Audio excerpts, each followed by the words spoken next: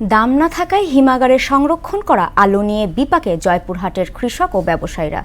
হিমাগারের ভাড়া বাবদ ১২০০ টাকার এক বস্তা আলু বর্তমানে বিক্রি হচ্ছে ৭০০ টাকায়। কৃষকের মূলধন মিলছে মাত্র ৩০০ টাকা, ফলে লোকসান গুনতে হচ্ছে প্রায় ৬০০ টাকা। লোকসান ঠেকাতে পরামর্শ দিচ্ছে কৃষি বিভাগ। মিলন রায়হানের প্রতিবেদন, জানাচ্ছেন তাহসিন তারিন।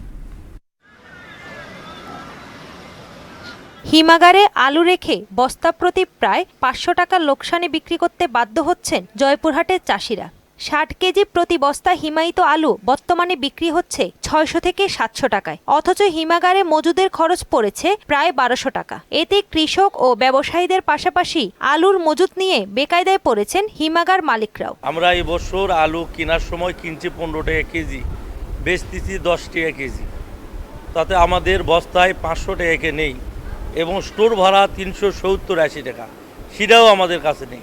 কৃষক ও ব্যবসায়ীদের অভিযোগ, আলু নিয়ে তারা বিপাকে পড়লেও সরকারের কোনো নজরদারি নেই। তাই বিদেশে রপ্তানির পাশাপাশি টিসিবি, টিআর ও কাবিখা প্রকল্পের মাধ্যমে সরকারি উদ্যোগে আলু সরবরাহ করার দাবি তাদের। এখন যদি ২৫ টাকা করে দেয় তাহলে আমরা কৃষক একটু বাঁচতাম, কিন্তু এখন আমরা যে অবস্থায় পড়ে গেছি, আমরা মনে করো না বাঁচার অবস্থায় পড়ে গেছি। তাহলে ৬ টাকা কেজি যদি আলু বেচা লাগে, তাহলে আমরা কি দেশে কৃষক থাকতে পারবো না মাটির নিচে মিশে যাবো? প্রশাসন আসে না, খালি যখন আলুর দাম বৃদ্ধি হয় তখন প্রশাসন আসে। এখন প্রশাসন কোনো কাজ করে না। সরকার যদি বহির্বিশ্বের যদি আমাদের আলুগুলা ইনপুট করে, তাহলে মনে হয় আমরা তো লাভের আশা বাদ দিয়েছি, আমরা মনে হয় আমাদের সামনে আলুগুলা লাগাতে পারবো, এরকম কিছু তহবিল আমাদের থাকবে।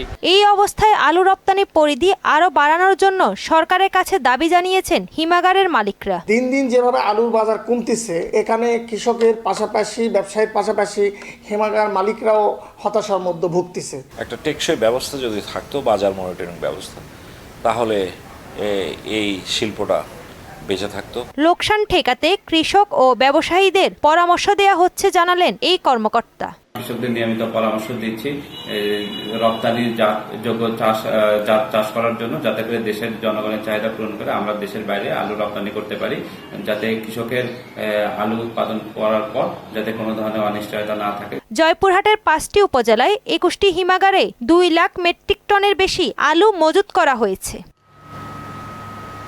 তাহসিন তারিন, মোহনা সংবাদ।